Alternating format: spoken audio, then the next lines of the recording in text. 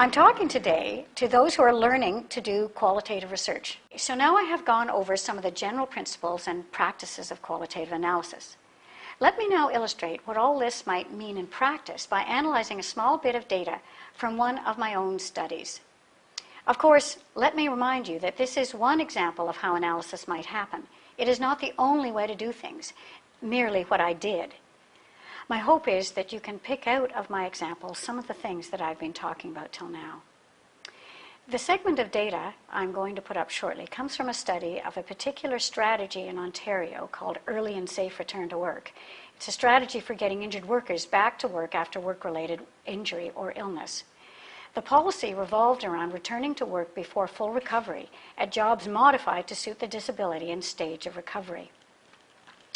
Now, the study objectives were to characterize the experience of injured workers and employers with Ontario's system of return to work, and to explain their experiences in relation to the social structures in which they were embedded, particularly the nature of work life in small workplaces, early and safe return to work policy, and institutional practices. The methods we used involved using a range of different materials, including documents such as policy and regulations, and interviews with workers and employers. In the latter, we had them tell us in their own terms about their businesses, their jobs, their injury, their working lives, their relations with co-workers or bosses, and also about injury and the return to work. Then, out of their talk, out of what they recounted to us, we distilled some key dimensions of their experiences and then tried to explain or account for their experiences using empirical data in conjunction with various types of theoretical inference. Here is a little example to show what kind of a process this was. Here I'm going to put up an excerpt from an interview with an injured worker, Joe. It was taped and then transcribed and printed out as a text. Of course, much is lost in this first translation from oral interview to text, the tone, the context, the appearance, everything. These transcripts then constitute the data in this case, along with, of course, extensive notes of the interview and observations. We break into this interview just as the interviewer has asked Joe whether he's had any previous injuries before this one. So in response to that question, Joe starts in. No, says Joe. Oh, the odd ache and pain and sprain and wound and whatnot. But you just kind of shook it off. It hurt for a couple of days or whatever, and away you went again. And the interviewer says, nothing that caused any work absences? Joe says, no. This claim that I'm on now is the first I've ever had in my career. I mean, as a mechanic, you've always got what I call war wounds, scrapes and gouges and chunks of skin missing here and there, whatever. But it's all part of the game, although there are those guys who might make something of it. So how do we think about these data? How can we interpret them? We can do this in layers, moving increasingly to more abstract and general takes on what is happening. A first cut is at the level of straight content. Some objective facts are made evidence with minimal interpretation. We see that Joe is a mechanic, that Joe has not had any previous injury that he considers serious, that this is his first compensation claim, that lots of minor injuries happen to mechanics like Joe, that there are some workers who think or act differently than Joe. Another set of observations of a somewhat more interpretive nature can also be made. Here, there are other facts in the data of a different sort. These are the presence of what might be considered perceptions or attitudes or beliefs. That Joe isn't all that concerned about minor injuries. That Joe sees such injuries as just part of the job. They're still sort of facts, but they're also a little less factual than the earlier kind. These two levels of analysis emerge from a set of assumptions the researcher makes about what the data mean. They are extracted from a situation understood as being about Joe answering questions asked of him and providing the researcher with facts about what he thinks and does. Joe is an informant. At this level of analysis, the words mean only what they appear to on the surface, in their most literal sense. What he says then is seen as information. We may consider whether his report is correct or whether he's lying or something, but the underlying assumption is that the research task is about getting at an objective external reality out there and describing it the way it really is. Both levels of analysis that I've described here reflect a realist conception of reality. Joe has these ideas. He takes this posture. These facts reflect what Joe is out there when he's not in the interview. But another sort of analysis flows from a different set of assumptions about what these data mean. You could, for example, take what is called in qualitative research a discursive or a narrative perspective on what Joe is saying. The focus here is less on what he says, but on how he says it and the meaning of what he does in his narrative. It views what is being said as embedded in a social exchange, in social interaction. This perspective sees what people say and do not as a reflection of some external objective state that exists out there independently of the context in which they occur, but as being produced in the course of interaction. Joe's words are seen in terms of achieving reality as opposed to reflecting reality. So from this perspective, the issue is, what is Joe doing or achieving by what he says, particularly the way he says it, the words he chooses, the structure of his story. And by doing, I do not necessarily mean that this is conscious or deliberate, but it is happening nonetheless. From this perspective, we might suggest that Joe is representing himself as a certain kind of person, a certain kind of worker. We see this in a variety of ways. It does not just pop out of our imagination. We see it between the lines, implied by the phrasing, the structure of the narrative. For example, look at the way he uses the pronoun you, not the first person I.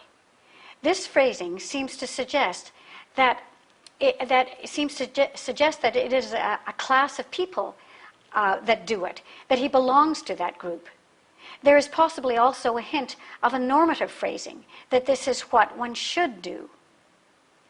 Further, he refers to war wounds, which associates his injuries with some sense of heroism, duty, endurance. This metaphor speaks not just to how Joe understands his own body and situation, but also speaks to how he portrays his body to the interviewer, or to the audience he might be implicitly speaking to by participating in the research. His insistence and emphasis on denying previous injury claims flags the possibility that he does not see a history of injury claims as a desirable thing, that it might convey something about him that is problematic to him. Contributing to our efforts to interpret these data is our observation of Joe's general reaction to the interviewer's mention of previous injury and claims. His body language, the emphasis in his voice, his choice of what part of the question to respond to, etc. These all signal a response that needs attention. We also note that he's reacting in this way even though he's being interviewed by an interviewer who was an injured worker herself, a context that makes his reaction all the more noteworthy. All of these varied signals constitute data that contribute to the interpretation. Joe says somewhat obliquely that other workers might make a bigger deal out of injury, which thereby acknowledges and thereby socially constructs a category of workers who do make more of their injuries. By contrast to his previous statement, he is the type that shook it off and carries on with this work. Joe is conveying that he puts his work foremost, ignoring pain or bodily damage. Okay, so what? What do we make of this? What do we do next with this interpretation? The point is not whether or not Joe really does what he says, or that there really are workers who make a big deal of their injuries. The point is that this representation says something about Joe and his experience of injury, about how he sees work and injury, about his identity as a worker. Various types of thought operations can be brought into play to help analyze such data. We ask, for example, why is Joe representing himself in this way? What would prompt him to respond in this way and not to another? No, what would prompt him to respond in this way and not another way? What does this representation tell us about the context in which injury and return to work play out? We can also move to interpreting what Joe is saying here in relation to what he said elsewhere in the interview. We link the way he responds here to the way he responds to other concepts and in other contexts, particularly by comparing situations which seem to invoke similar or different types of reactions. We consider what he is saying as it supports or not a set of ideas that we notice in other injured workers' accounts, an abiding concern that others are suspicious that they are not really hurt, or are exaggerating their injuries to gain time off work or compensation or light work, a concern that they are not believed and trusted, the idea that they are fraudulent and misusing the compensation system. So moving our analysis to a more abstract level, we observe that injured workers constantly combat imputations that they are misrepresenting their injury and disability, and that they are abusing the compensation system. This conceptualization made it possible to understand many other things that injured workers said and did, and led us to begin to see that much of what they did was part of a delicate performance to assert their credibility, their moral integrity, a performance that was critical to being seen as complying with the regulations and to achieving or sustaining their compensation claims. In the context of this emerging analysis, we can interpret what Joe is doing in this excerpt as part of the performance that he must put on, his efforts to convey that he is a morally sound individual. He is not a wimp who stops work for the slightest thing. He's the type of guy who ignores his wounds, carries on regardless. He's a committed and loyal worker who even subordinates his own physical discomfort to his work. He acknowledges that there may be workers who are fraudulent, but he is not one of them. Joe is not saying this explicitly, but on the basis of what we know from elsewhere and the emerging sense we are making of the data as a whole, we, the analysts, interpret these data as being about Joe's attempts to resist and manage the negative imputations of others that can affect his life. Our interpretation is simultaneously informed by and contributes to the building of what became a core conceptual and explanatory framework in the study, what we call the discourse of abuse. We see, for example, how this discourse is actually created in interaction. We see Joe participating in the creation of a notion of abusers. Actually, fraud is very low, but there is a very strong public myth of widespread cheating. And so Joe, by referring, Joe is participating in the construction and reproduction of this myth, which then returns to haunt him by requiring him to demonstrate that he's not one of them. We move on from Joe's talk, and we see that, in fact, the discourse of abuse is pervasive in return to work and compensation system. It is embedded in the Workers' Compensation Board website, the WSIB, for example, where they had a hotkey on the homepage to a special investigation unit, i.e. a snitch line for suspected abuse. We see it embedded in the forms used to report injury, a box for employers to report suspicious circumstances. Or in the doctor's form, we see it in the fact that the doctor has to check off what he or she thinks about the worker's readiness to go back to work, but only the option of not going back to work requires an explanation. These things were all there in our data all along, but it was only in the light of the discourse of abuse and our focus on the performance of injured workers to exclude themselves from this discourse that we were actually able to see them in the data. The data from Joe, as in this data segment, became intelligible through the combination of data from many places and through the lens of a particular perspective. In this case, the notion of discourse and how it governs human behavior. This is what it means to theorize the data. The theorizing, or progressive generalization or abstraction, was grounded in the empirical data, but moved beyond them to things that are less observable, less visible. The theorization does not generate itself out of the data alone. It takes off from the data and is grounded in it, but it is produced by the analyst in a process that involves drawing on existing disciplinary concepts and generating new ones.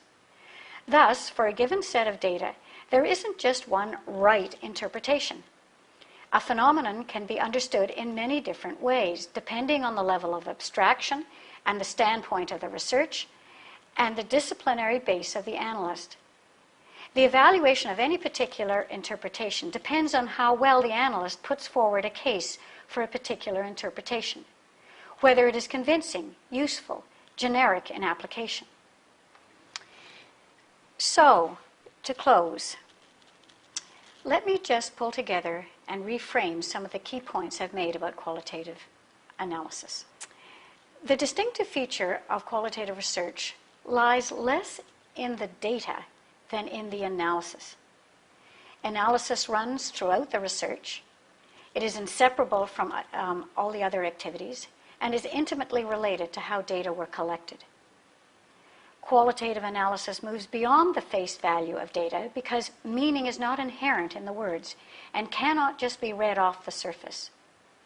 The meaning resides in the relationship between the data and the context, and in the level of analysis and standpoint and theoretical frame of reference of the researcher. Qualitative analysis can move beyond subjective experience. Understanding actors' viewpoints may be a necessary condition of social knowledge, but it is not a sufficient one. Subjective experiences are structured socially. Hence, from the point of view of policy and practice, it might also be important to determine how subjective experiences are produced and how they relate to other outcomes. Qualitative analysis moves from first-order lay accounts and concrete empirical observations to second-order accounts, identifying the non-empirically observable social structures and processes that produce the experience. Concepts and theory are instruments of analysis. Thus, in my return to work study, the notion of performance, a dramaturgical conceptualization of social interaction, which I adapted from sociological theory, in particular Goffman, was a key device for integrating a whole range of observations about how injured workers experienced and responded to the return to work experience. But theoretical frameworks cannot be just applied arbitrarily. They have to work as explanations of concrete reality, and great care is needed to avoid subverting data to exciting transcendent stories. The real strength of qualitative inquiry lies in its ability to conceptualize what is going on in ways that cast a new and different light on the subject. The findings of qualitative analysis consist of a conceptual apparatus for understanding the phenomenon under investigation. For example, our contribution in the return to work study was not just to document that injured workers felt stigmatized by their injury, but to characterize this experience in more abstract theoretical terms as a moral regulatory discourse that can have profound implications for relations at work, disability, and return to work. Thus, qualitative analysis aims not for statistically generalizable findings, but for conceptually generalizable ones. Thus, the knowledge generated in my return to work study was not about how widespread the discourse of abuse might be, but about conceptualizing its presence, its nature, how it operates, where it comes from, and what kind of effects it has. The generalizability of the findings, then, reside in the strength of the second-order conceptualization, in the extent to which they reflect general social processes, and the extent to which they can be generalized as concepts across particular empirical domains. For example, the discourse of abuse and its effect on social relations has generalizability beyond the particular instance of Ontario's return to work system. It has relevance to other situations with similar generative mechanisms. For examples, in similar contested sites of entitlements to public monies or social support, as in social welfare. So there you have it, a glimpse of what might be involved in doing something analytically with qualitative data. As you can see, it is not a linear or straightforward process. It can be very demanding and stress-provoking because there's no necessary relationship between what you do and what you produce. Ultimately, it comes from your own ability to creatively put the analytic pieces together. Ultimately, all research, qualitative and quantitative, has to be made sense of, has to be interpreted. And this is a little glimpse of how such interpretation might be achieved in the ever-fascinating domain of qualitative research.